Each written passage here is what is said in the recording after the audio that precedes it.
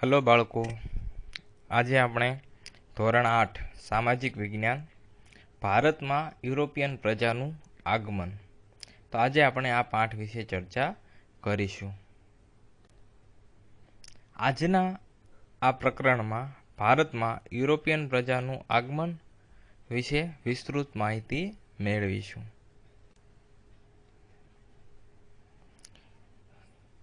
બાળકો, જહાજ જેમાં ચાલે છે તેને કયો માર્ગ કહેવાય છે? વિચારો. દરિયાઈ માર્ગ. ખૂબ સરસ. એરોપ્લેન જેમાં ચાલે છે તેને કયો માર્ગ કહેવાય છે? હવાઈ માર્ગ. વાહન જેમાં ચાલે છે તેને કયો માર્ગ કહેવાય છે?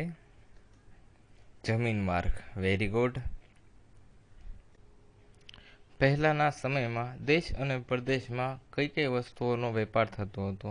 તો સુતરાઉ કાપડ, તેજાના એટલે કે મસાલાઓ, મરી મસાલાઓ, રેશમ કાપડ અને મલમલનો વેપાર દેશ પ્રદેશમાં થતો હતો.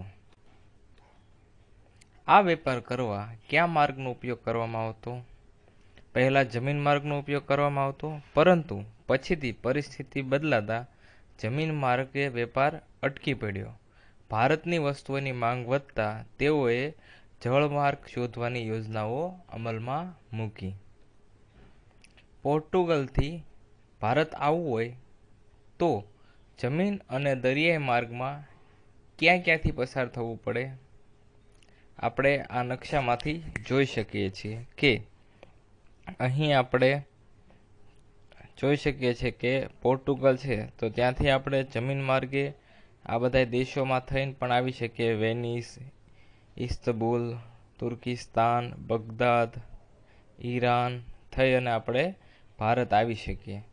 એવી જ રીતે નાના દરિયા અને નદીના માર્ગેથી જઈએ તો અંદરથી પણ આપણે અહીં ઈરાક, અરબસ્તાનથી પણ આવી શકીએ. પરંતુ જમીન માર્ગે ન આવતા દરિયાઈ માર્ગે આવવા માટે થઈ આપણે પોર્ટુગલથી દરિયાઈ માર્ગે થઈ અને સીધા આપણે અહીંયા કાલિકટ દરિયાઈ બંદર સુધી આવી શકીએ. ક્રિસ્ટોફર કોલંબસ ઇટલીનો વતની હતો અને ભારત આવવાનો જળમાર્ગ શોધવા માટેનો પ્રથમ પ્રયાસ તેના દ્વારા કરવામાં આવ્યો હતો. તેના વિશે આપણે થોડીક માહિતી મેળવીએ તો કોલંબસ ઈસવીસન 1492માં ભારત આવવા નીકળેલો. કોલંબસ આકસ્મિક રીતે અમેરિકા પહોંચી ગયો. તે જીવ્યો ત્યાં સુધી પોતાને ભારતનો શોધક માનતો હતો.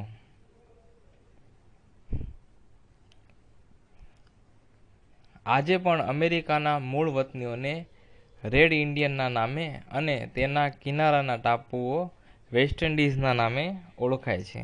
તે દરિયાઈ માર્ગે ભારત શોધવા માટે નીકળ્યો હતો, પરંતુ અમેરિકા પહોંચી ગયો અને ત્યાં જ તે વસવાટ કર્યો અને તેને એવું જ હતું કે આ જ ભારત છે. ત્યારબાદ વાસ્કો દ ગામા. ભારત આવવાનો જળમાર્ગ શોધવામાં સફળતા મેળવનાર પોર્ટુગલ દેશનો રહેવાસી વાસ્કો દ ગામા હતો. આપણે ચિત્રમાં એનો ફોટો જોઈ શકીએ છીએ.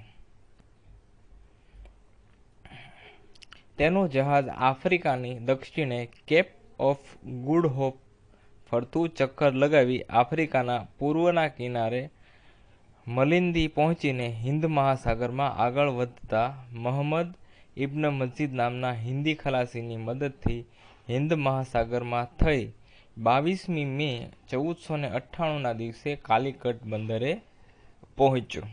આપણે અહીં જોઈ શકીએ છીએ ફોટોમાં કે પોર્ટુગલથી નીકળી કેપ ઓફ ગુડ હોપ નામની જગ્યાએ થઈ અને એ કાલિકટ બંદરે પહોંચ્યું.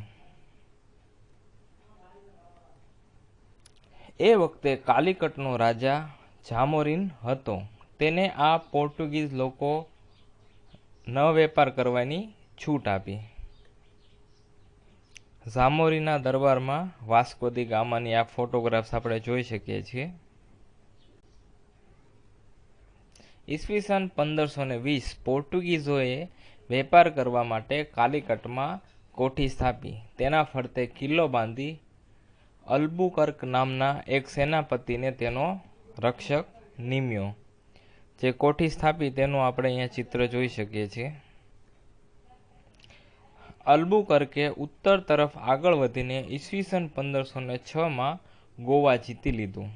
100 વર્ષમાં પોર્ટુગીઝો મેંગલોર, કોચીન, લંકા, દીવ, ગોવા અને મુંબઈનો બેટ તેમના નિયંત્રણમાં લાવી શક્યા. લીલા રંગનો જે ભાગ દેખાય છે તે 16મી અને 17મી સદીમાં પોર્ટુગીઝોએ તેની સાથે જોડાયેલા રાજાના વિસ્તાર દર્શાવે છે. તો આ જેટલો લીલો ભાગ આપણે અહીં જોઈ શકીએ છીએ, આ બધી જગ્યાએ પોર્ટુગીઝોનું શાસન હતું.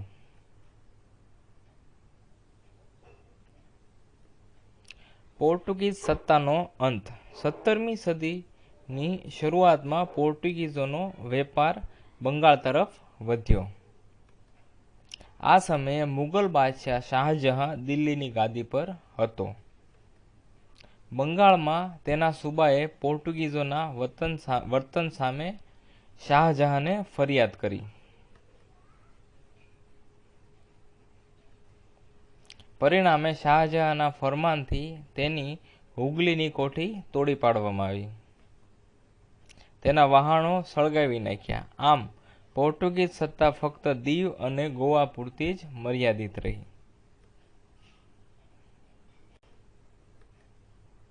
ત્યારબાદ આપણે જોઈશું ડચ લોકો. પોર્ટુગીઝના આગમન પછીના 100 વર્ષ લગભગ 16મી સદીના અંત ભાગમાં હોલેન્ડ, હાલનું જે નેધરલેન્ડ છે, ત્યાંના રહેવાસી ડચ લોકો વેપાર અર્થે આવ્યા. સૌપ્રથમ પુલિકટ અને મદ્રાસ, હાલના ચેન્નઈમાં તેમણે કોઠી સ્થાપી. ઈસવીસન 1663માં આગ્રામાં પણ તેમણે કોઠીઓ સ્થાપી. આ દરમિયાન અંગ્રેજો પણ ભારતમાં આવી પહોંચ્યા. ડચ લોકો અંગ્રેજો સામે ટકી શક્યા નહીં.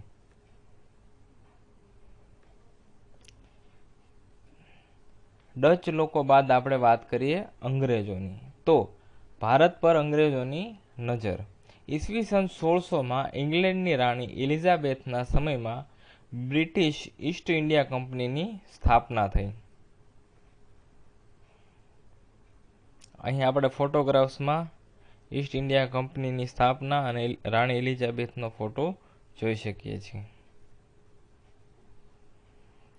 હિન્દુસ્તાન સાથે વેપાર કરી ધનવાન થવાની ઈચ્છા રાખનાર વેપારીઓની આ એક કંપની હતી. ઈસવીસન 1608માં પહેલું અંગ્રેજ વહાણ હિન્દુસ્તાનના સુરત બંદરે પહોંચ્યું. હિન્દુસ્તાનની ધરતી પર પગ મૂકનાર પ્રથમ અંગ્રેજ હોકિન્સ આ વહાણનો કપ્તાન હતો.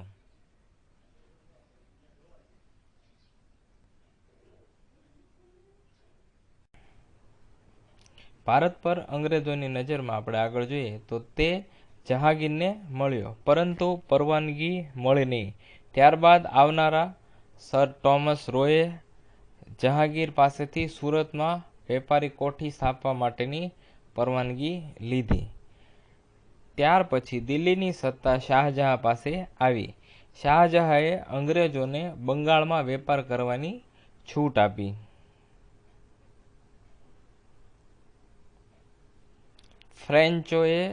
ફ્રેન્ચ ઈસ્ટ ઇન્ડિયા નામની કંપનીની ઈસવીસન 1664માં સ્થાપના કરી. તેમણે સુરત અને પોંડિચેરીમાં કોઠીઓ સ્થાપી.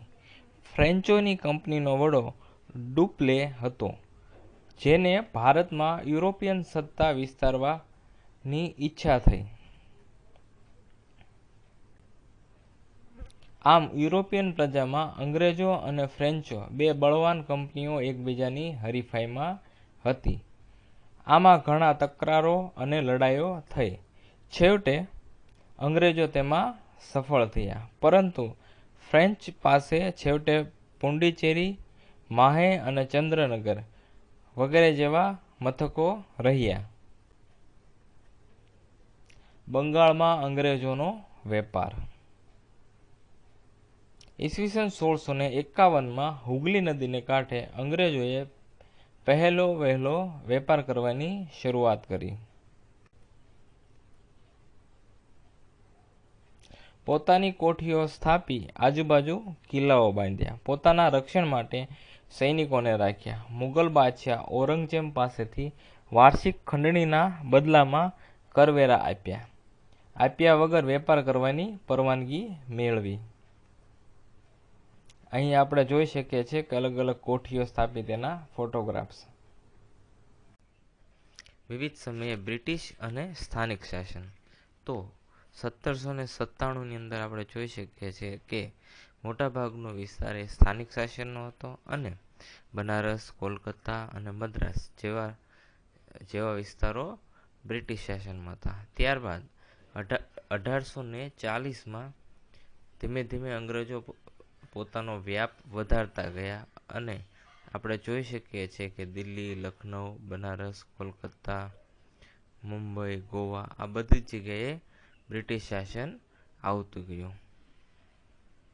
અને એક સમય એવો આવ્યો 1857માં કે 50%થી પણ વધારે વિસ્તારમાં બ્રિટિશરો પોતાનું શાસન જમાવી ચૂક્યા હતા.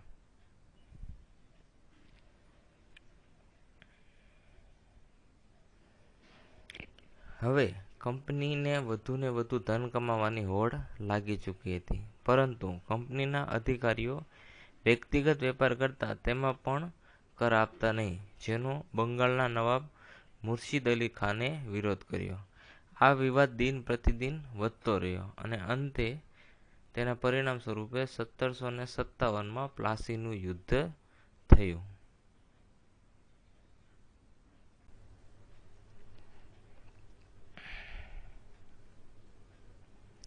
1756માં સિરાજ ઉદ દૌલા બંગાળનો નવાબ બન્યો, જેની અંગ્રેજો પર ધાક હતી, તેથી અંગ્રેજો તેને પસંદ કરતા ન હતા.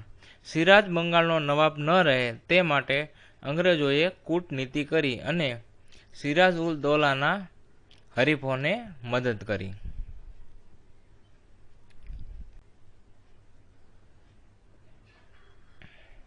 સિરાજ ઉલ દૌલાનો ફોટોગ્રાફ્સ આપણે જોઈ શકીએ છીએ. સિરાજ ઉલ દૌલાએ કંપનીને હુકમ કર્યો કે કંપનીની રાજ્યની બાબતમાં દખલ કરવાનું બંધ કરે, અંગ્રેજો તેની કોઠીની કિલ્લેબંધી કરવાનું બંધ કરે અને કાયદેસરનો કર ભરી શરતોનું પાલન કરે. આ બાબતે બંને પક્ષ સમાધાન માટે તૈયાર ન હતા, તેથી નવાબે 30,000 સૈનિકોને સાથે રાખી અંગ્રેજ કોઠી પર હુમલો કર્યો. નવાબની ફૌજે અંગ્રેજોને બંદીવાન બનાવી તેના વહાણોને ઘેરી લીધા. અંગ્રેજ સેનાએ રોબર્ટ ક્લાઇવની આગેવાનીમાં વળતો હુમલો કર્યો.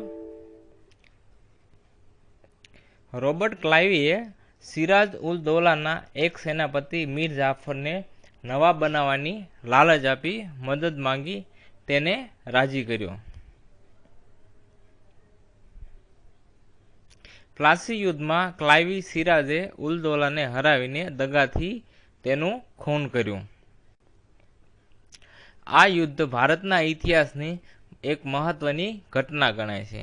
આ કંપની સાથે ભારતની પહેલી લડાઈ હતી. આ બનાવથી ભારતનો ઇતિહાસ બદલાય છે. શું તમે જાણો છો પ્લાસી નામ કેમ પડ્યું? ખરેખર મૂળ નામ પલાસી છે. ત્યાંના પલાશના એટલે કે ખાખરાના વૃક્ષો પરથી નામ પડેલ છે, જેના ફૂલ લાલ રંગના હોય છે, જેનો ઉપયોગ ગુલાલ બનાવવામાં અને હોળીમાં થાય છે. આપણે અહીં ચિત્રમાં જોઈ શકીએ છીએ કે જે લાલ રંગના ફૂલો અહીં આપણને બતાવેલા છે. બક્સરની લડાઈ. પ્લાસીના યુદ્ધ પછી અંગ્રેજોએ મીર જાફરને બંગાળનો નવાબ બનાવ્યો. કંપનીને એવો માણસ જોઈતો હતો જે તેના ઇશારે કામ કરે, પરંતુ કેટલીક બાબતોમાં મીર જાફરે કંપનીનો વિરોધ કર્યો, તેથી કંપનીએ તેને પદભ્રષ્ટ કરી તેના જમાઈ મીર કાસિમને નવાબ બનાવ્યો. અહીં આપણે ફોટોગ્રાફ્સમાં મીર જાફર અને મીર કાસમ બંનેના ચિત્રો જોઈ શકીએ છીએ. મીર કાસમ પણ કંપનીને ધીમે ધીમે પરેશાન કરવા લાગ્યો, જેથી ઈસવીસન 1764માં બક્સરના યુદ્ધમાં તેને હરાવી મીર જાફરને ફરી વખત બંગાળનો નવાબ બનાવ્યો. ઈસવીસન 1765માં મીર જાફરનું અવસાન થયું. એ પછી રોબર્ટ ક્લાઇવ પોતે જ બંગાળનો નવાબ બની ગયો. આમ બંગાળથી શરૂ થયેલ અંગ્રેજ શાસને પૂરા ભારતને ગુલામીની જંજીરમાં જકડી લેવાની પોતાની પ્રવૃત્તિને ધીમે ધીમે આગળ ધપાવી. તો આજના આ પ્રકરણમાં આપણે ક્રિસ્ટોફર કોલંબસ ઇટલીનો વતની હતો અને ભારત આવવાનો જળમાર્ગ શોધવાનો તેને પ્રથમ પ્રયાસ કર્યો હતો, તેના વિશે આપણે માહિતી મેળવી. ભારત આવવાનો જળમાર્ગ શોધવામાં સફળતા મેળવનાર પોર્ટુગલ દેશનો રહેવાસી વાસ્કો દ ગામા હતો. ઈસવીસન 1600 ઇંગ્લેન્ડની રાણી એલિઝાબેથના સમયમાં બ્રિટિશ ઈસ્ટ ઇન્ડિયા કંપનીની સ્થાપના થઈ હતી. ઈસવીસન 1600ની અંદર ઈસ્ટ ઇન્ડિયા કંપનીની સ્થાપના થઈ હતી. હિન્દુસ્તાનની ધરતી પર પગ મૂકનાર પ્રથમ અંગ્રેજ હોકિન્સ આ વહાણનો કપ્તાન હતો. ફ્રેન્ચોએ ફ્રેન્ચ ઈસ્ટ ઇન્ડિયા નામની કંપની ઈસવીસન 1664માં સ્થાપી હતી. ઈસવીસન 1651માં હુગલી નદીને કાંઠે અંગ્રેજોએ પહેલો વહેલો વેપાર કરવાની શરૂઆત કરી હતી.